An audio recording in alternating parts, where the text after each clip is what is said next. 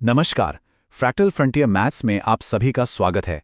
कभी सोचा है कि गणित की इतनी विशाल इमारत कुछ बहुत ही सरल लेकिन शक्तिशाली विचारों पर कैसे टिकी हुई है?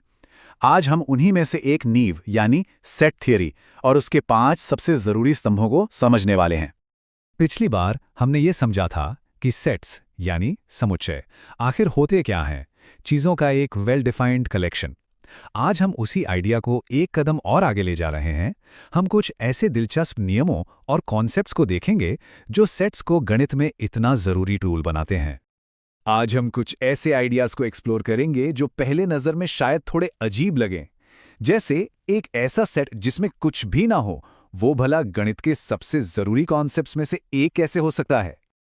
तो तैयार हो जाइए, क्योंकि ये कॉन्सेप्ट्स न सिर्फ मजेदार हैं बल्कि ये हमें ये भी बताते हैं कि मैथमेटिशियंस दुनिया को किस नजरिए से देखते हैं। तो आज का हमारा सफर कुछ इस तरह रहेगा। हम शून्य और ब्रह्मांड से शुरुआत करेंगे, फिर हम अनंत तक गिनने की कोशिश करेंगे। इसके बाद हम सेट्स को कंपेयर करना सीखेंगे, उनके बीच के रिश्तों को समझने के लिए सबसेट्स की भाषा का इस्तेमाल करेंगे और आखिर में इन सभी स्तंभों को एक साथ जोड़कर देखेंगे। हर कहानी की एक शुरुआत होती है और एक अंत। सेट थ्योरी में भी कुछ ऐसा ही है। हमारे पहले 2 स्तंभ हमारे मैथमेटिकल वर्ल्ड की हदें तय करते हैं। एक तरफ है परम शून्य, जिसे हम एम्प्टी सेट कहते हैं, और दूसरी तरफ है विशाल ब्रह्मांड यानी यूनिवर्सल सेट। तो चलिए इन्हीं 2 सिरों से शुरू करते हैं। चलिए सबसे अजीब लेकिन सबसे फंडामेंटल सेट से शुरू करते हैं, द एम्प्टी सेट। इसे या तो सिंबल फाई से दिखाया जाता है या फिर सिर्फ खाली ब्रेसेस कर्ली ब्रेसेस से दिखाया जाता है, और इसका मतलब वही है जो सुनने में लगता है। एक ऐसा डिब्बा जिसमें कुछ भी नहीं है, कोई नंबर नहीं, कोई अक्षर नहीं, कुछ भी नहीं। ये अपनी सादगी में बहुत खूबसूरत है और जैसा कि हम देखेंगे ये बहुत पावरफुल भी है।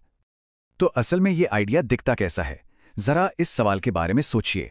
उन सभी ऑड इंटीजर्स का सेट बताइए जो 2 से डिविजिबल हों। हम कितना भी सोचें, हमें ऐसा एक भी नंबर नहीं मिलेगा। क्यों? क्योंकि ऑड नंबर की परिभाषा ही यही है कि वो 2 से डिविजिबल नहीं हो सकता। तो इस सेट का जवाब क्या हुआ? ये खाली है। ये है फाई, द एम्प्टी सेट। अब यहां एक कॉमन कंफ्यूजन होता है जिससे बचना बहुत जरूरी है। जरा सेट 0 को देखिए। क्या ये खाली है? नहीं, इसके अंदर एक एलिमेंट है, द नंबर 0। अच्छा, सेट फाई के बारे में क्या ख्याल है? ये तो और भी ट्रिकी है। ये एक डिब्बे की तरह है जिसके अंदर एक और खाली डिब्बा रखा है, तो ये भी खाली नहीं हुआ। हमेशा याद रखिए, असली एम्प्टी सेट के अंदर सचमुच कुछ भी नहीं होता। तो अगर एम्प्टी सेट कुछ नहीं को दिखाता है, तो हमारा दूसरा स्तंभ सब कुछ को दिखाता है।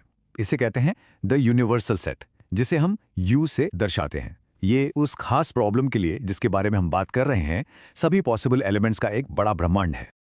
मान लीजिए कोई जीव विज्ञानी शेरों पर स्टडी कर रहा है, तो उसका यूनिवर्सल सेट क्या हो सकता है?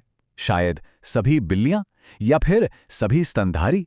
ठीक वैसे ही अगर हम ज्योमेट्री में ट्राइंगल्स को पढ़ रहे हैं, जैसा कि यहां दिखाया गया है, तो हमारा यूनिवर्स सभी पॉलीगॉन्स का सेट हो सकता है, क्योंकि सारे ट्राइंगल्स उसी बड़ी दुनिया का हिस्सा हैं। और ये सबसे जरूरी बात है, कोई एक अकेला यूनिवर्सल सेट नहीं होता। ये हमेशा इस बात पर डिपेंड करता है कि हम किस कॉन्टेक्स्ट में बात कर रहे हैं। अगर हम कैलकुलस की दुनिया में हैं, तो हमारा यूनिवर्स है रियल नंबर्स यानी आर। लेकिन अगर हम कॉम्प्लेक्स एनालिसिस के गहरे पानी में उतरते हैं, तो हमारा यूनिवर्स और बड़ा होकर कॉम्प्लेक्स नंबर्स यानी सी को भी शामिल कर लेता है। कॉन्टेक्स्ट ही सब कुछ है। तो अब जब हमने अपने मैथमेटिकल यूनिवर्स की सीमाएं तय कर ली हैं, तो अब देखते हैं कि उस यूनिवर्स के अंदर की चीज़ों को हम नाप कैसे सकते हैं। हमारा तीसरा स्तंभ एक बहुत ही फंडामेंटल सवाल पूछता है, क्या हम इसे गिन सकते हैं? और ये सवाल हमें फाइनाइट और इनफाइनाइट सेट्स की दिलचस्प दुनिया में ले जाता है। तो हर सेट इन 2 में से एक कैटेगरी में आता है, फाइनाइट या इनफाइनाइट। एक फाइनाइट सेट वो है जिसकी गिनती सैद्धांतिक रूप से खत्म की जा सकती है, भले ही उसमें बहुत ज्यादा वक्त लगे। वहां एक फिनिश लाइन होती है। लेकिन एक इन्फिनिट सेट के साथ कोई फिनिश लाइन नहीं होती। गिनती हमेशा चलती रह सकती है और हमेशा एक और एलिमेंट मिलेगा। इसे समझने का एक आसान तरीका देखते हैं। हफ्ते के दिनों का सेट संडे, मंडे फाइनाइट है। हम जानते हैं कि 7 दिनों के बाद गिनती रुक जाएगी। लेकिन नेचुरल नंबर्स का सेट n बिल्कुल अलग है। हम 1 2 3 से शुरू करते हैं और ये गिनती बस चलती ही जाती है। इसका कोई अंत नहीं है। नंबर्स कभी खत्म ही नहीं होंगे। ये बात वाकई सोचने पे मजबूर करती है। जरा धरती पर मौजूद रेत के सारे कणों के बारे में सोचिए। ये एक इतना बड़ा नंबर है जिसकी हम कल्पना भी नहीं कर सकते। फिर भी मैथमेटिकली स्पीकिंग ये फाइनाइट है। अगर हमारे पास अनगिनत समय और ताकत हो तो उन सभी को गिना जा सकता है। ये बहुत बड़ा और सच में अनंत के बीच का गहरा फर्क दिखाता है। नेचुरल नंबर्स कभी खत्म नहीं होते, रेत के कण हो जाते हैं। ठीक है, तो अब हम जानते हैं कि सेट्स क्या हैं, उनकी सीमाएं क्या हैं और वो फाइनाइट हैं या इन्फिनिट।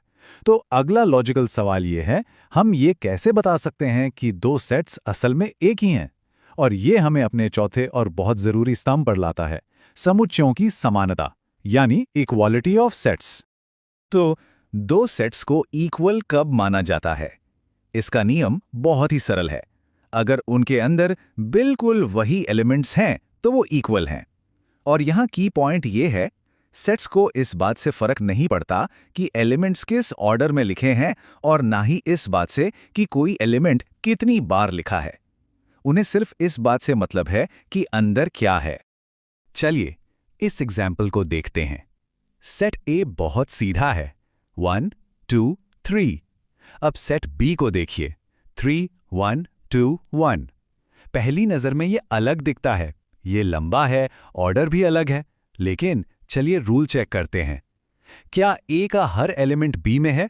हाँ। क्या बी का हर यूनिक एलिमेंट ए में है? हाँ, अगर हम एक्स्ट्रा 1 को इग्नोर कर दें। क्योंकि उनके यूनिक एलिमेंट्स एक ही हैं, इसलिए मैथमेटिकली ये दोनों सेट्स बिल्कुल इक्वल हैं।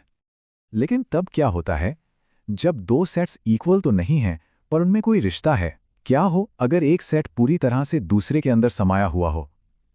ये हमें हमारे आखिरी और शायद सबसे यूजफुल स्तंभ पर लाता है, उपसमुच्चयों यानी सबसेट्स की पावरफुल लैंग्वेज। यहाँ दो मिलते जुलते आइडियाज हैं। हम कहते हैं कि ए बी का एक सबसेट है अगर ए के अंदर की हर चीज बी में भी मौजूद हो। ये एक रशियन डॉल की तरह है। ए छोटी गुड़िया है जो बड़ी गुड़िया बी के अंदर फिट हो जाती है। अब एक प्रॉपर सबसेट एक कदम और आगे जाता है। इसका मतलब है कि ए बी के अंदर फिट तो होता है, लेकिन बी में कम से कम एक एलिमेंट ऐसा है जो ए में नहीं है। मतलब ए छोटा है, बराबर नहीं। अब सबसेट्स के बारे में दो अजीब लेकिन हमेशा सच होने वाले नियम हैं। पहला, the empty set her set का सबसेट होता है। सोचिए, खाली डिब्बे में ऐसा कुछ भी नहीं है जो बड़े डिब्बे में ना हो। और दूसरा, हर सेट खुद का सबसेट होता है। ये सुनने में थोड़ा ऑब्वियस लगता है, लेकिन ये लॉजिक की एक बहुत जरूरी नींव है। ये थ्योरम सेट थ्योरी में एक सीक्रेट वेपन की तरह है। ये कहता है कि अगर ए बी के अंदर है और बी भी ए के अंदर है तो ऐसा होने का सिर्फ एक ही तरीका है कि वो दोनों असल में एक ही सेट हों। इसे टू वे इंक्लूजन कहते हैं। मैथमेटिशियंस इसका इस्तेमाल ये साबित करने के लिए करते हैं कि दो कॉम्प्लिकेटेड दिखने वाले सेट्स असल में एक ही हैं। आइए इन आइडियाज को इस टेबल से और पक्का करते हैं। पहली लाइन, एप्पल्स ऑल फ्रूट का एक प्रॉपर सबसेट है। ये बात सही है, सारे सेब फल होते हैं पर सारे फल सेब नहीं होते। दूसरी लाइन, 1 3 5 1 2 3 4 5 का एक प्रॉपर सबसेट है। यहां भी पहले सेट का हर एलिमेंट दूसरे में है पर दूसरा सेट बड़ा है। अब तीसरी लाइन देखिए, 2 4 6 1 2 3 4 5 का सबसेट नहीं है। क्यों? क्योंकि एलिमेंट 6 ए में तो है लेकिन बी में नहीं है। इसने रूल तोड़ दिया। और इसी के साथ हमने सेट थ्योरी के 5 फंडामेंटल स्तंभों को बना लिया है। ये देखने में साधारण आइडियाज लग सकते हैं, लेकिन ये उस स्ट्रक्चर की बुनियाद है जिस पर हायर मैथमेटिक्स का एक बड़ा हिस्सा टिका है। तो चलिए एक क्विक समरी के साथ हमने जो सीखा है उसे रीइंफोर्स करते हैं। तो ये हैं वो 5 स्तंभ। हमने कुछ नहीं यानी द एम्प्टी सेट से शुरू किया और सब कुछ यानी द यूनिवर्सल सेट से अपनी सीमाएं तय की। फिर हमने गिनना सीखा, फाइनाइट और इनफाइनाइट के बीच फर्क किया। इससे हमें सेट्स को कंपेयर करने की ताकत मिली।